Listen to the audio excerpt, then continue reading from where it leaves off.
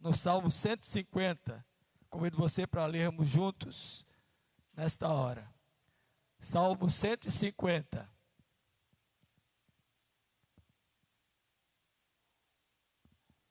Vamos ler a uma só voz este salmo que fala da glória final que devemos dar em louvor a Deus. Leamos. Aleluia!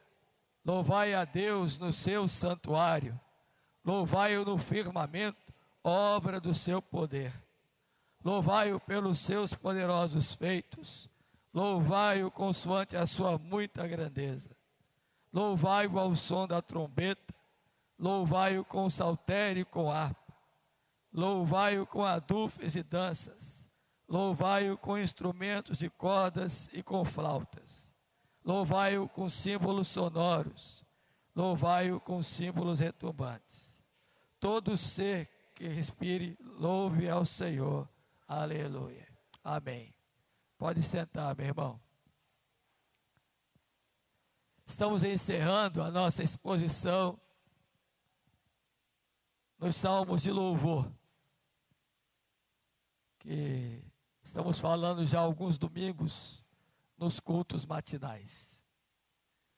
O Salmo 150, que traz o título Doxologia Final pelo tradutor, é praticamente um resumo de tudo aquilo que os outros salmos de louvor já apresentaram.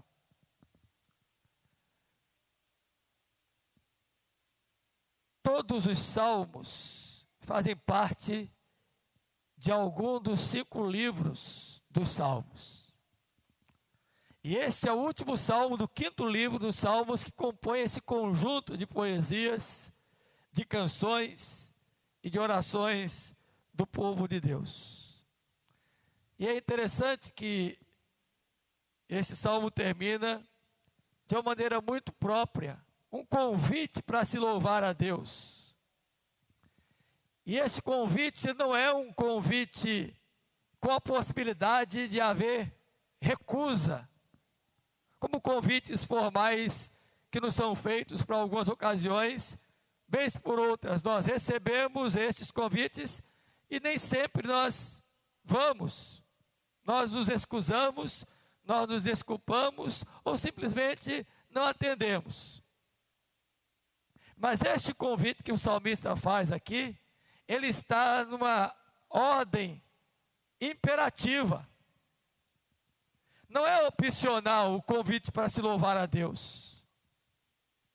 É uma demanda para aqueles que são de Deus, que lhes traduz a obrigatoriedade. Em outras palavras, quem é de Deus não se olvida do louvor a Deus. E é lógico que o Salmo conclua suas explicações quanto aos salmos de louvor com esta ideia. E é interessante, querido irmão, se você observar na leitura que fizemos do Salmo, o imperativo louvai aparece aí 10 vezes nesse Salmo. 10. Isso traduz a ideia de que preenche todo o numeral possível. Por isso que o cântico do novinário, o novo cântico 38, que nós vamos cantar mais tarde, diz assim: 1000 vezes, 1000 louvores, sim. Porque os números vão de 0 a 9. E o último número na contagem de 0 a 9 é 10. E tudo que se tem de entendimento de número se compõe com esses 9. E geralmente o 10 tem multiplicidade diversa. Não sou matemático, não entendo de matemática, muito mal sei somar 2 mais 2. Nem sou numerólogo, que trata tudo da vida sob o estigma da numerologia. Mas acho interessante quando os números aparecem, porque eles servem para nos trazer alguma simbologia para aprendizado. Então note que há um imperativo aqui, não é opcional. O crente não tem a opção de dizer, eu acho que eu vou louvar a Deus. Não, hoje é o dia de louvar a Deus. Tem até um cântico, cadê o povo do Kinder Ovo, está vendo aí? Eu disse, hoje é tempo de louvar a Deus.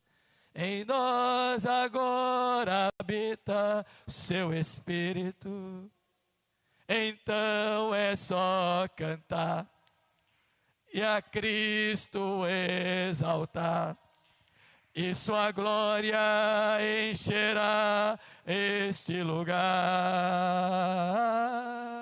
Vem louvar,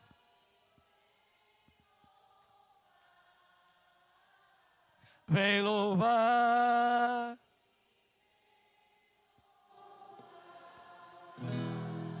vem louvar. Qual é o tempo de louvar a Deus? Hoje. Isso exclui, querido irmão, querida irmã, a ideia de opção. O Salmo traz uma convocação, que é uma ordem imperativa: louvai.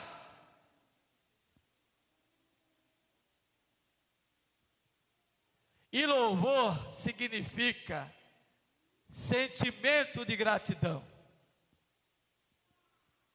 Louvor representa a expressão da alma em bendizer a Deus por tudo que Ele fez, faz e fará. Te agradeço, meu Senhor. Te agradeço, meu Senhor. Agradeço por ter morrido em meu. Tá não? Te agradeço. Tá, não tô não.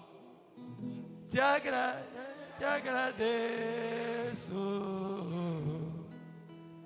Te agradeço.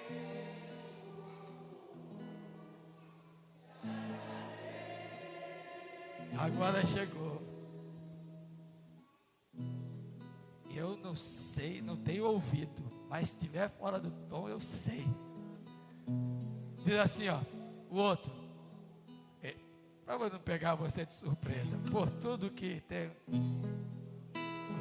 tudo que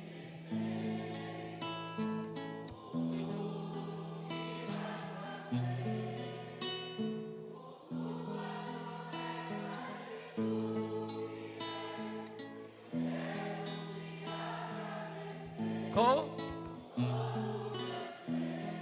Aí você faz como? Te agradeço. A quem? Meu Senhor. Te agradeço, meu Senhor. Agradeço por me libertar e salvar, por ter morrido em meu lugar. Te agradeço, eu te agradeço.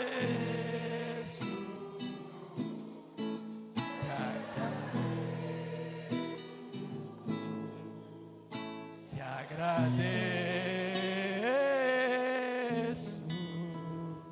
Amém? Veja, uma convocação não é opção. O imperativo não diz eu vou ou não vou. O imperativo diz você precisa louvar a Deus por tudo que Ele tem feito, por tudo que Ele vai fazer e por suas promessas. E ainda mais por aquilo que Ele está fazendo. Amém? Então, um salmo, meu irmão, minha irmã, que não pode sair da nossa mente, do nosso coração.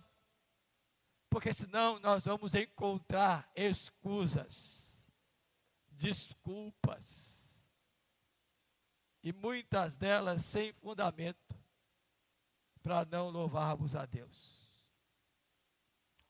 Então, tendo isso em mente, algumas coisas eu queria deixar para você nesta manhã.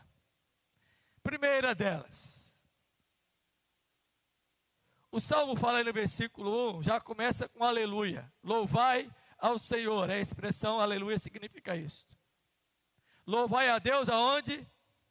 No seu firmamento, no seu santuário, louvai no firmamento, obra do seu poder. Olha que coisa interessante. O salmista traz aqui a ideia de que devemos louvar a Deus na sua santidade. E coloca o firmamento do seu poder como o lugar onde Deus habita em santidade. Por isso Isaías, quando contemplou o Senhor naquele dia fatídico que entra ao templo, quando Uzias havia morrido, o grande e bondoso rei de Israel, ele vê o Senhor assentado no alto e sublime trono, e aqueles seres flamejantes, dizendo uns aos outros, santo, santo, santo é o Senhor. Ele então fica impressionado, cai com o rosto em terra, reconhece sua pecaminosidade, pede a Deus que tenha misericórdia, o Senhor lhe alcança com uma tenaz, perdoa o seu pecado, e a glória do Senhor enche o céu, e enche a casa, enche a terra, e Isaías então ouve a voz de Deus. Note que a santidade é o lugar onde Deus habita, e o cristão, o crente, aquele que é alcançado por Deus, por sua graça, tem que contemplar o Deus Santíssimo.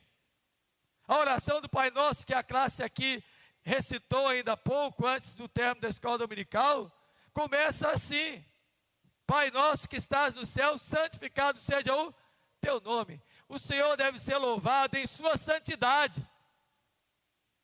Segundo lugar, esse texto nos remete ao santuário também terrestre, até porque o versículo de número 1 diz: o firmamento que é obra do seu poder, mas remete o versículo 2 em diante, os seus feitos, e dá-nos a ideia de tudo que está aqui na terra, e conclui dizendo, todo ser que respire. Então, esse louvor a Deus é o santuário lá, onde Ele está, entendendo que devemos adorá-lo e glorificá-lo, mas louvá-lo porque Ele é soberano, e está ali, mas também devemos estar com os outros seres vivos no lugar da sua adoração. Crente que é crente não deixa de vir à igreja. Só se algum motivo imperioso e de força maior o tire essa possibilidade. Fora isso, o cristão tem que se comprometer com a congregação e no santuário, junto com os seus semelhantes, louvar a Deus. Por isso que a lista de instrumentos é posta aí. É ali nesse santuário. Já disse e vou repetir. Em outra ocasião eu falei e repito de novo. Não se louva a Deus sozinho, ainda que isso seja possível em ocasiões distintas da nossa vida, mas o louvor congregacional é imprescindível. Por isso que Hebreus diz, não deixemos de congregar, como é costume de alguns. Hebreus 10, 25. Louvar a Deus no santuário é ter o desejo de vir à casa do Senhor para louvá-lo. Por isso que um outro salmo diz, alegrei-me quando me disseram. Por isso que o outro diz, servi ao Senhor com alegria e entregue por suas portas com... Celebrai com júbilo ao Senhor todos os movimentos. Mi maior da terra. Servi ao Senhor com alegria, apresentai-vos a Ele com cântico. Sabei que o Senhor é Deus e eterna é a sua bondade e a sua fidelidade de geração em geração. Tio, pronto, acabou. é celebrar com alegria no santuário, é entrar pelas portas, só em saber a alegria de ir à casa do Senhor. Aí você entra assim. Não estou dizendo que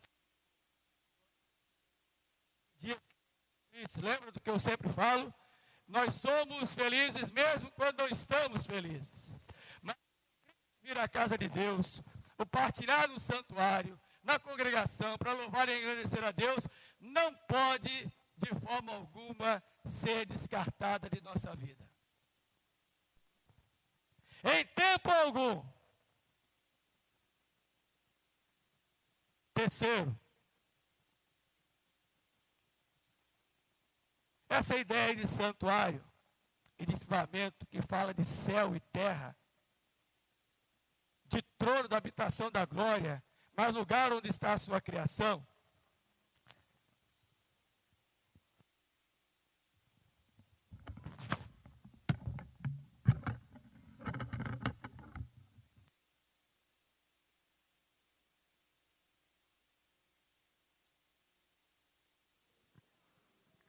Eu já disse, um dia eles vão voar. Um dia eles voam. Sai igual um Exocet. Um míssil. Ou me preparam ele e deixam ele pronto, ou um dia eles voam. Mas onde eu estava? Sim.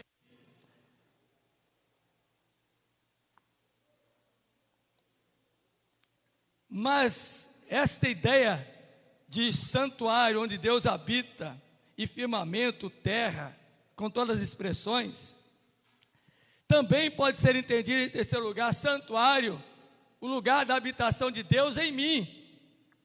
Até porque hoje não existe mais a ideia de templo como único lugar da habitação do Senhor. O templo do Espírito Santo é o crente. O lugar da habitação do Deus conosco somos nós. E quem respira essa atmosfera da presença de Deus, não se olvida em si mesmo, dentro de si, para louvá-lo.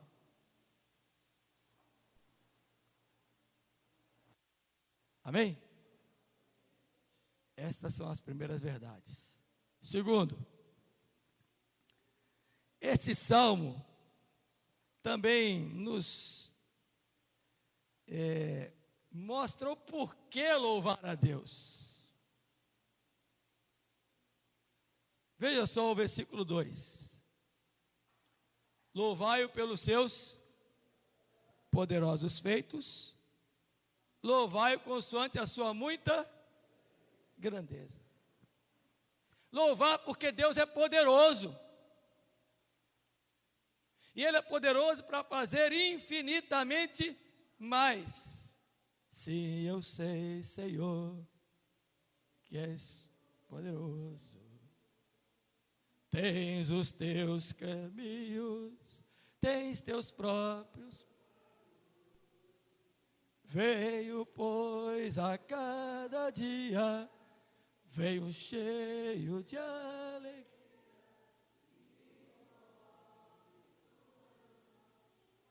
Pois, é isso aí. O porquê louvar? Ele é poderoso. Não é você. Não é você com o seu estado que terá condições de louvá-lo.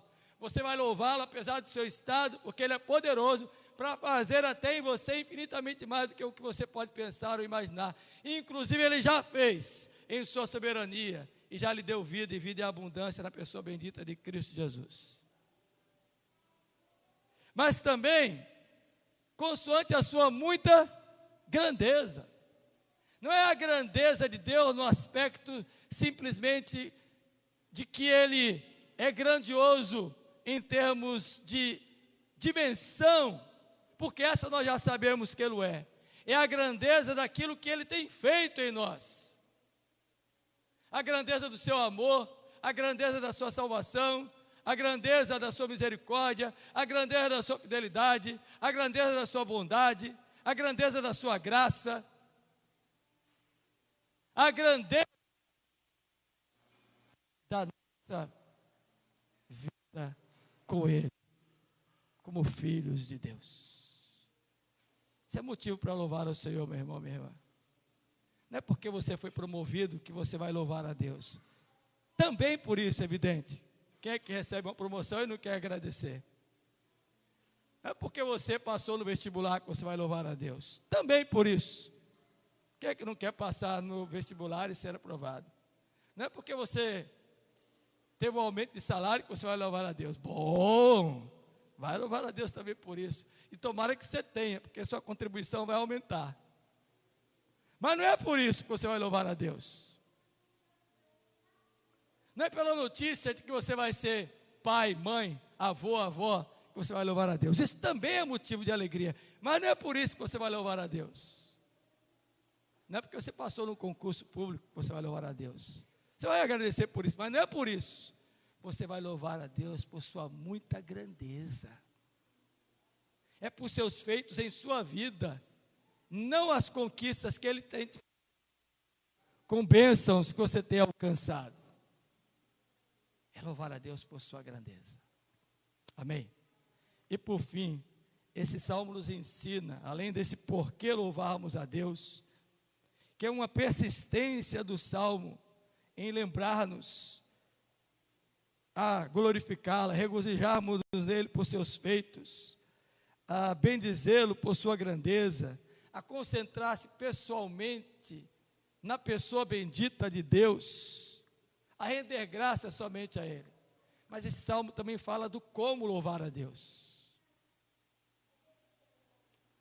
E ele dá duas maneiras de como. O primeiro, ele traz uma lista de instrumentos musicais, que à época eram os instrumentos que se acompanhavam à música cultica. E a gente pode louvar a Deus sim com os instrumentos. Hoje nós temos o quê? Violão, teclado, piano, bateria eletrônica, que é diferente da outra.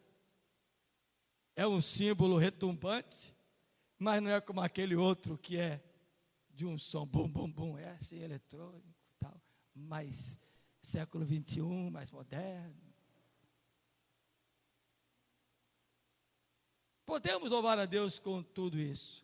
Não há irreverência instrumental,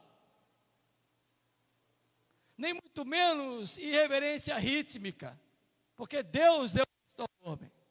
Há sabedoria de quais e como usar, quais instrumentos e quais ritmos para o louvor a Deus. É isso que nós temos que discernir somente. Mas este como representa usar os instrumentos. Mas não significa que quando eles não estão presentes, não se pode louvar a Deus, porque podemos louvá-lo a capela também, e é muito bonito por sinal. Mas há um outro como que o salmista nos ensina, além desta lista de instrumentos. Versículo 6, vamos ler juntos para encerrar?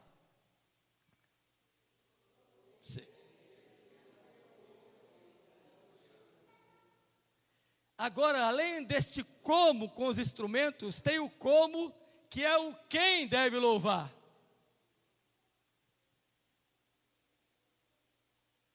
E este, diz o texto aí, todo ser que respira. E a tradução desse versículo, meu irmãozinho, minha irmã, é toda pessoa que respira a atmosfera de...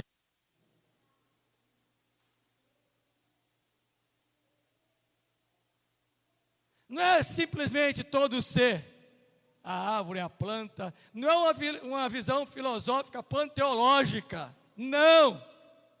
Embora a natureza também expresse, sem linguagem alguma, louvores ao seu Criador. Esse todo ser aqui é toda pessoa que pensa espiritualmente, respira as coisas de Deus. É essa a ideia, é mais do que filosofia, é realidade. Literalmente significa todo mundo que tem hálito, toda pessoa que de manhã acorda, respira e expressa a vida, precisa louvar a Deus. E este quem tem um como.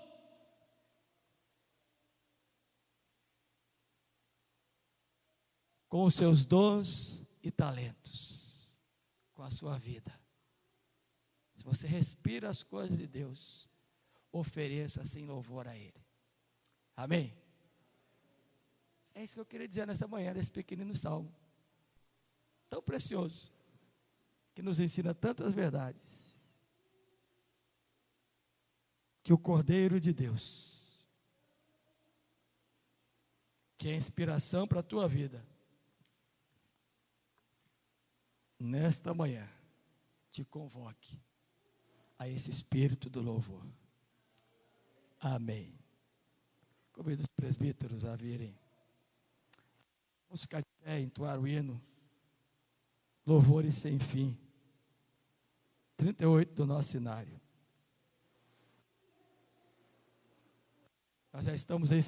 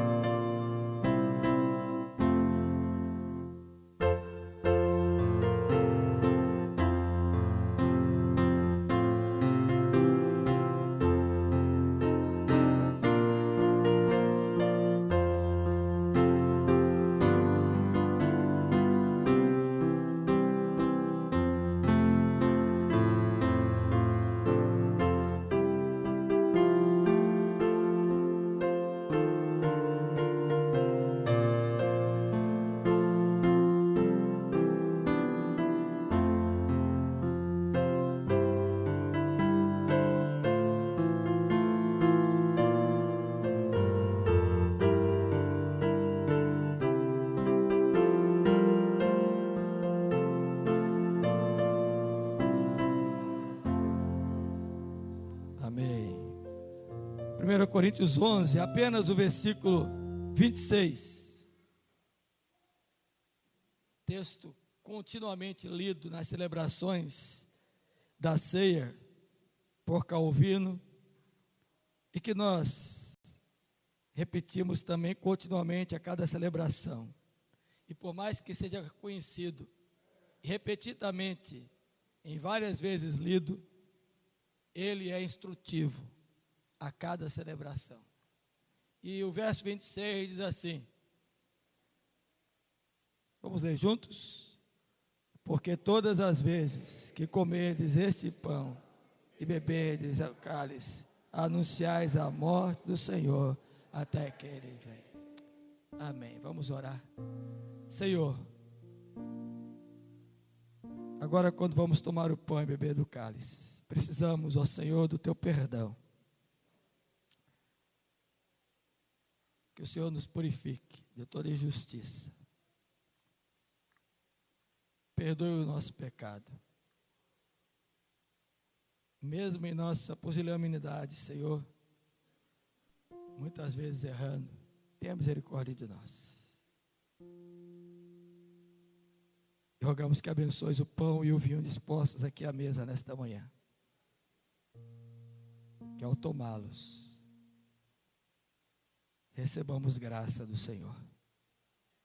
Em nome de Jesus. Amém. Podem sentar. Irmãozinhos, o texto fala da instrução da ceia do Senhor.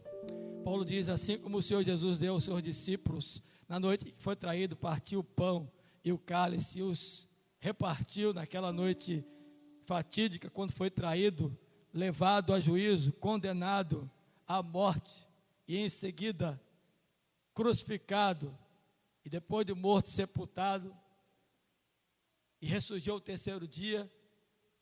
A igreja, os discípulos deviam repetir todas as vezes este ato até o dia que ele voltasse, lembrando-se sempre, quando comessem do pão e do cálice, daquilo que ele fez. Esse é um sacramento institutivo para a nossa memória e para vivermos aquecidos em nossa fé. É um meio de graça. E o apóstolo Paulo, então, escrevendo à igreja de Corinto, que não compreendia muito bem a celebração da ceia, que estava fazendo confusão com aquele momento, diz, olha, quando vocês se reunirem para comer, vocês, por favor, façam isso com discernimento. Lembrem-se que, como o Senhor Jesus e os seus discípulos, naquela noite partiram o pão e comeram e beberam, nós assim estamos também instruindo vocês a fazerem. E façam isso todas as vezes que comerem e beberem em memória dele. Porque todas as vezes que vocês estiverem fazendo isso, vocês estão anunciando a morte do Senhor até que Ele venha. Então façam isso com essa compreensão. E ao longo da história, a igreja assumiu esse sacramento e assim também reúne-se periodicamente em dias específicos para comer do pão e beber do cálice, como estamos agora fazendo. E todos aqueles que já deram a sua pública profissão de fé, foram recebidos em batismo, genuinamente cristão, estão em plena comunhão com a sua igreja, não estão sob disciplina, têm plena liberdade de participar agora desses elementos. Como Jesus orou naquela noite, nós também oramos nesta manhã, e depois distribuiu o pão e o vinho. E nós vamos fazer isto. E que você, ao tomar, faça em memória dele. Não precisa esperar um pelo outro. A expressão que aparece em Corinto aí para esperar um pelo outro, é porque muita gente estava chegando para a celebração e estava comendo tudo sozinho.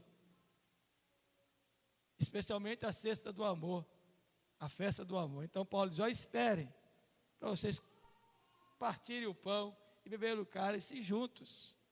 Não precisa um na frente do outro. Não é a ideia de esperar aqui na hora, todo mundo ficar assim com um pãozinho na mão, ou o cálice esperando. Se você quiser esperar, ótimo. Não é essa a ideia do texto. Viu?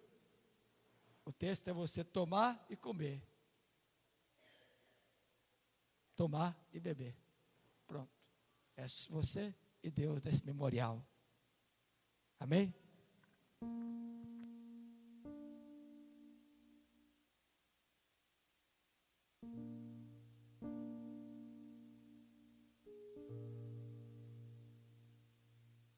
Por amor de vós, fazer isso em memória de mim, todas as vezes que ele comerdes.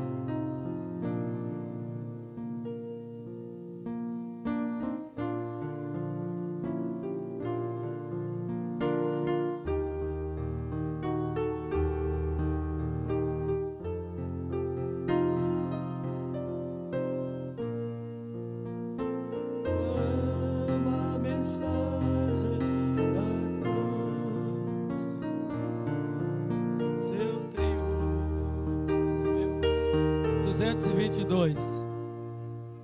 66. 266.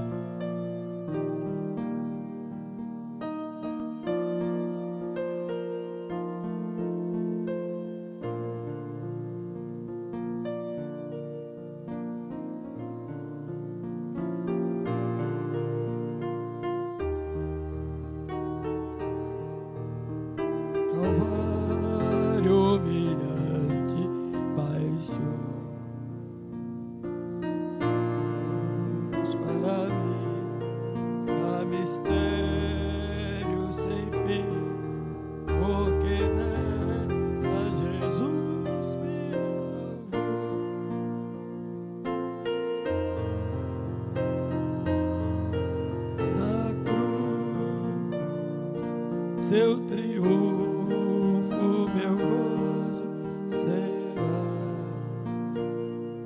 pois um dia em lugar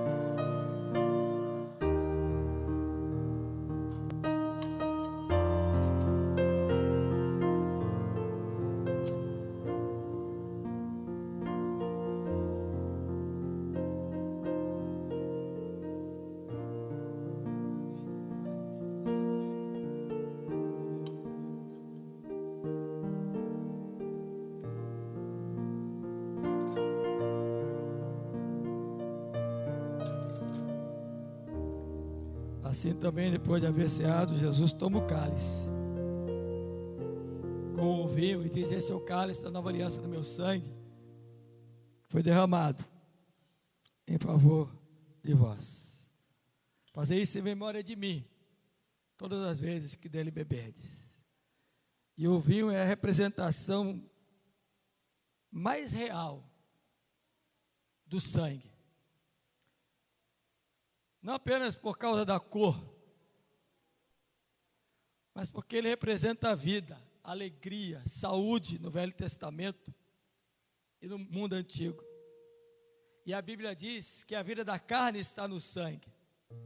Sem derramamento de sangue, não há remissão de pecados. O apóstolo Paulo nos diz que o sangue de Jesus traz a paz. O apóstolo Pedro nos diz que o sangue de Jesus nos aproxima de Deus.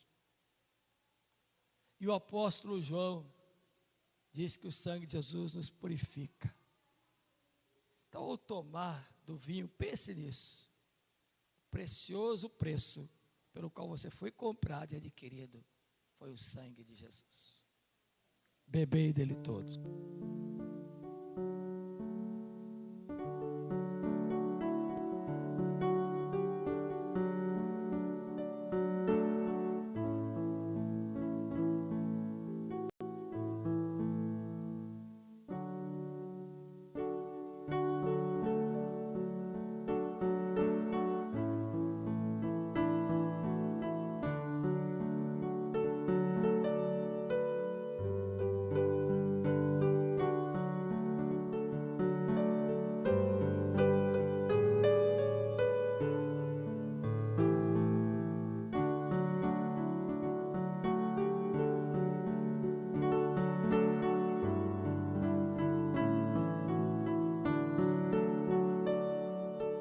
Alvo mais querer, 269. Alvo mais querer, se deste sangue lavar. O cálice é descartável, pode deixar aí ao beber, ou leve com você para casa se quiser. Rosa coroa que na cruz me suportou, ó, quão profundas as chagas, que nos prova o quanto lhe amou. Eis nessas chagas pureza,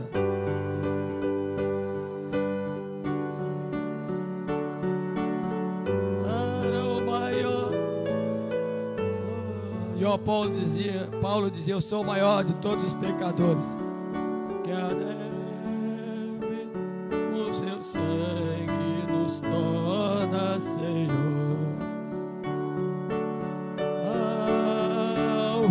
mais que a neve, alvo mais que a neve, se neste sangue lavado, mais alvo que a neve eu estou. Amém. Também disse aos seus discípulos após haverem ceado: este é o cálice da nova aliança no meu sangue. Fazer isso em memória de mim, disse ele, todas as vezes que o beberdes. Amém. Fique de pé, meu irmão. Vamos encerrar com a nossa já habitual recitação do versículo 26 de 1 Coríntios 11. E eu faço isso não é como ato de formalidade, não. É como, de fato, força para a memória. Para você repetir. Até porque somos levados e fadados ao esquecimento. Por isso que na Bíblia encontramos inúmeras expressões dizendo: ó, não se esqueça de nenhum dos seus benefícios. Ó, lembre-se disto. Ó, façam em memória. Porque a gente esquece. Então Paulo diz assim: porque todas as vezes que comerdes esse pão e beberdes o cálice, anunciais a morte do Senhor, a igreja diz amém. Até ele voltar, nós vamos anunciar que ele morreu. Mas tem uma expressãozinha que traduz esperança aí no final do versículo: até que ele venha. A igreja diz, então, para a primeira parte, a igreja diz amém. Para a última parte, a igreja diz: só porque eu mudei, vocês não acompanharam. De vez em quando a gente muda, mas a verdade é a mesma. Que Deus nos abençoe. E que agora, Senhor, derrame sobre cada vida aqui presente, sobre cada família, a bendita manifestação dos benefícios da comunhão da ceia do Senhor.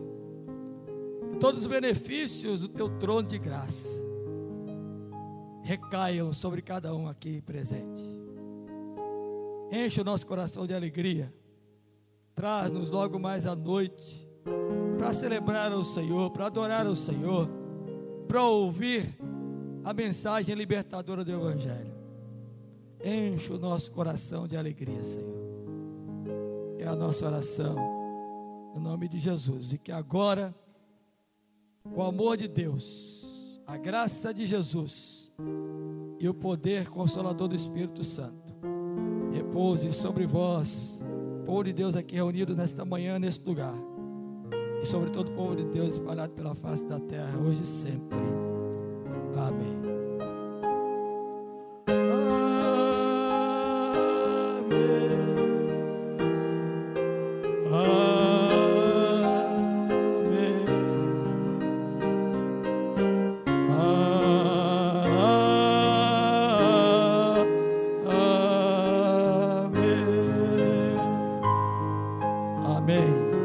Podem sentar enquanto chegamos à porta, queridos.